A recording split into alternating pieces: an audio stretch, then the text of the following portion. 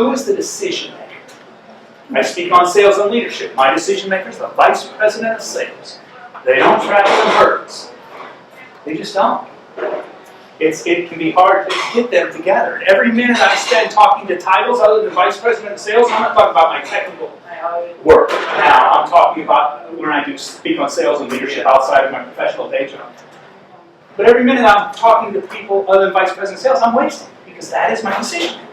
And so that's what I'm talking about focus. Because if I focus on my target contact and avoid all this other noise and all this other activity, all this other wasted time, I can gain more speed and traction. Now, focus is not just about your target contact. Focus is also about the platforms. Our modern, social, mobile world offers many different platforms for us to go invest our energy to share our message.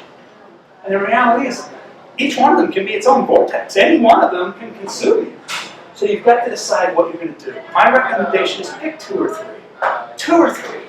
You know, whether it's a blog or videos or a website or Facebook or Instagram. You can participate everywhere. You can have a presence everywhere. But if you're everywhere, you're most likely a ghost town somewhere, and that's not really a good thing in my view. So pick 2 or 3 to prioritize.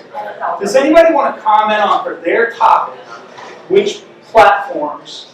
Or let's go back to contacts. I don't think I asked you on contacts. Tell me about contacts. Which contact do you think is the appropriate target contact for you to go and tell about the benefits of your program to try to get a speaking gig or another program with that company? Anybody? For your topic, the contact? TED Talks. TED Talks. Most people that love their sport or whatever they want to come and teach about. Whether it's art or healing or whatever. Okay. They're fun to listen to.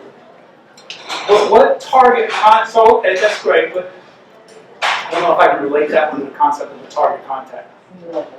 Like if I'm trying to get a speaking gig around sales or leadership, it's the vice president of sales. That's the guy who makes the decision, he's got the authority, he's got the budget, he knows what his team needs. It's not going to be anybody else in his organization doing what that guy needs, right, or that woman needs. Yes. Might be meeting organizers. Okay. Yeah. Meeting planners. If you're trying to go into associations, it could be meeting planners and other committee members. We did a presentation at Speakers Bureau a couple months ago on associations, which I consider the easiest path, the smoothest path to go from public speaking to paid speaking, because a lot of it's free up front. You go to a local association meeting like this and you speak and you bring value and you get in touch with their true needs, and then you go to another one across town or across state and you do the same thing, and all of a sudden you've got a rapport with some key people there in the state that you go speak at the state meeting. You may not pay for any of that other than a meal.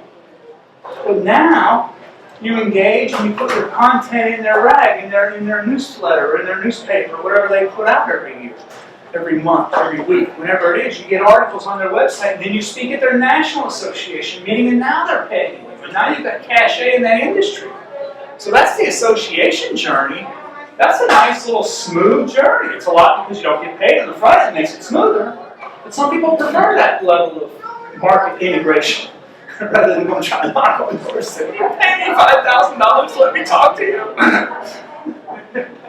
Okay, what about platforms? Anybody want to comment on their topic, which platforms they feel they should prioritize? Yes, Karen. I think the hottest thing are podcasts. Yes. And they're very easy to maneuver through, and anyone can do it on their phone, right? A lot of strong data points around the market for that. And so much bigger than the video market because people just have to listen. And there's huge demand. There's lots of new channels to put that out there in an easy way that people can consume it. And the creation, I mean, they've said for the last couple of years, content creation, there's been a democratization of it because it's easier.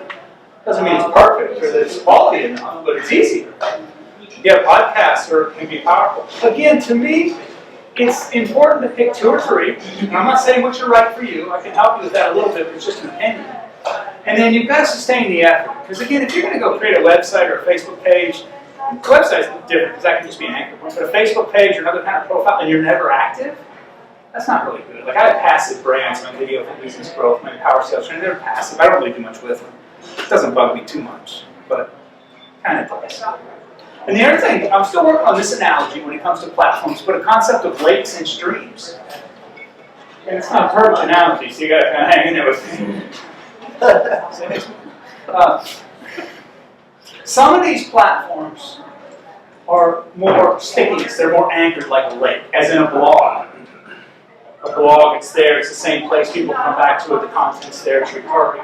It's not a stream, it's not like Facebook, it's just a stream going through. Yeah, you can have a Facebook business page, you can put stuff out there that people can go back and look at. But mostly Facebook, people are consuming content as a stream. They're sitting by a stream just watching stuff go. They're not, the lasting, it's not the compounded value that I believe you get from something I would consider more like a lake, a blog, or a YouTube channel, or something like that, where it's anchored to your brand, and you can continue over time, a month from now, a year from now, have search engine optimization, so Google searches will, still prioritize some of your message there if it's relevant, and compelling, and can rank, right? So to me, it's more important to invest in those kind of anchor platforms, in my opinion, like a blog or YouTube, than the streaming stuff, because it's kind of somewhat trivial in the sense of it's gone by. Not everyone agrees with that. But here's at the end of the day, when you're talking about engaging the contacts with benefits, there's so many check boxes. I mean, we think it's easier now because of content, everybody can do content. At the end of the day, you need a website, video, so many different things. But here's all you really need. You just need two things. Because all you really need is something to say and something to send. Simple as that. You got something to say, so when you get the person on the phone or in the email, you're saying something. Call to action, leading with benefits, poking, provoking, something.